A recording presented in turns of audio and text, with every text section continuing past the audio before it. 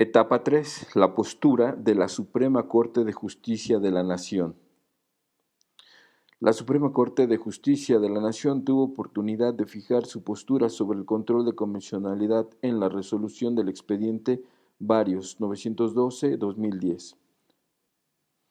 Existen 5 pronunciamientos que ahora interesan, realizados por la Suprema Corte y contenidos cada uno de ellos en distintas tesis jurisprudenciales.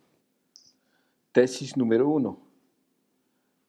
La Suprema Corte de Justicia de la Nación reconoce que las sentencias de la Corte Interamericana de Derechos Humanos, Corte Internacional de Derechos Humanos, derivadas de casos en los que México haya sido parte, son obligatorias en sus términos.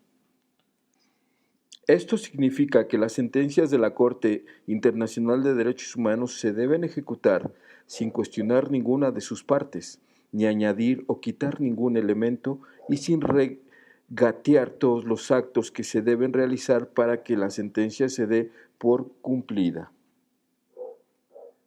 ya que la sentencia contiene una cosa juzgada que debe ser simplemente aplicada. Tesis número 2. Respecto de los criterios de la Corte Internacional de Derechos Humanos que hayan derivado de asuntos en los que México no sea parte, la Suprema Corte señala que tiene un carácter orientador, donde es importante tener presente los puntos considerativos y puntos resolutivos. Los puntos resolutivos de la sentencia de la Corte Internacional de Derechos Humanos son obligatorios solamente para las partes que participan en el juicio, como sucede en todo juicio.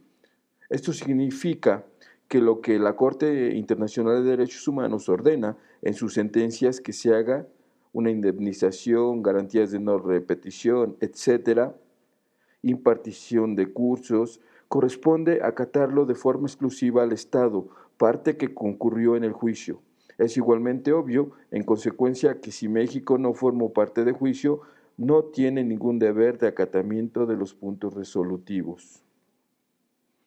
Así como existe la denominada cosa juzgada, que ahora cobra existencia y forma concreta en los resolutivos de las sentencias, debemos entender también que hay una cosa interpretada, contenida en las consideraciones jurídicas de las sentencias, la cual, en el caso de la Corte Internacional de Derechos Humanos, si resulta obligatoria para todos los estados de la Convención Americana, con independencia de si han sido o no parte de un juicio concreto, así también interesa quién las ejecuta. Así como el mismo Ferrer MacGregor apunta que pretender reducir la obligatoriedad de la jurisprudencia convencional solo a los casos donde el Estado haya sido parte material equivaldría a anular la sentencia misma de la propia Comisión de Derechos Internacionales, cuyos compromisos asumieron los Estados nacionales al haberla suscrito y ratificado o haberse adherido a ella, y cuyo incumplimiento produce responsabilidad internacional. Esto significa que todos los niveles están en la obligación de ejercer ex oficio un control de convencionalidad entre las normas internas y la Convención Americana, evidentemente en el marco de sus respectivas competencias y de las regulaciones procesales correspondientes. Tesis número 3. La Suprema Corte de Justicia de la Nación sostiene que el control de convencionalidad corresponde a todos los jueces. Esto significa que la Corte da un paso fundamental para terminar con el monopolio a favor de los jueces federales para ejercer funciones de control, regularidad jurídica, a la luz de los tratados internacionales de derechos humanos. La Corte hace una diferencia importante respecto al alcance de la facultad de los jueces locales y de los jueces federales con relación al control de convencionalidad. Específicamente, esa diferencia está en las vías procesales a través de las cuales se ejerce el control y en los efectos que tendrán los pronunciamientos respectivos, según que sean emitidos por los órganos jurisdiccionales locales o federales. Lo que la Corte señala es que los jueces federales pueden, de conformidad con las reglas procesales existentes en materia de amparo, controversias constitucionales o acciones de inconstitucionalidad, llegar a realizar una declaración que tenga por efecto la invalidación de una norma general. Esto implica que los jueces federales pueden terminar expulsando a la norma del sistema jurídico, de forma que, como regla general, y salvo contadas excepciones, no pueda volver a aplicarse en ningún caso.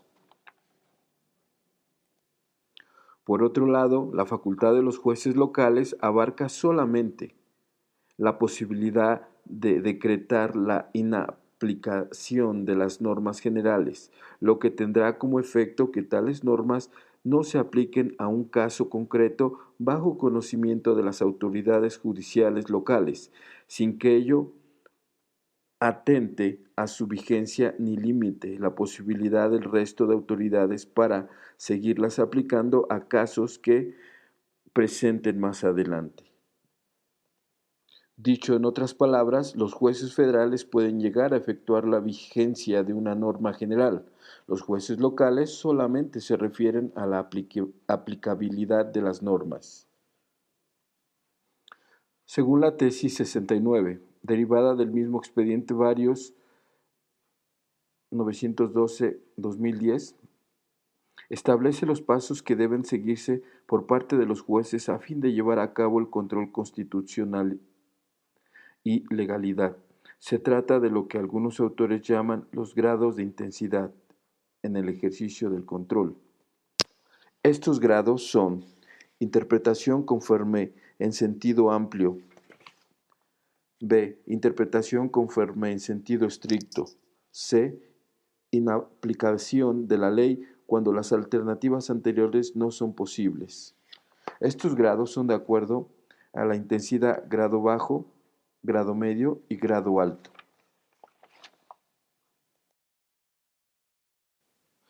Etapa 4. El reto de la cultura jurídica y el uso del derecho comparado. El control de convencionalidad nos convoca a traer a México lo que en otras latitudes se han llamado diálogos jurisprudenciales, en los que los jueces van dando pasos desde sus distintas jurisdicciones para lograr avances en la protección de derechos. El derecho constitucional de nuestros días plantea problemas muy semejantes a todas las jurisdicciones, de modo que siempre existen buenas oportunidades de aprendizaje cuando se comienza a dialogar con experiencias foráneas. Lo que nos puede llevar al término de migración jurisprudencial, en referencia a la circulación de las ideas sobre la protección de los derechos fundamentales y la defensa de la Constitución.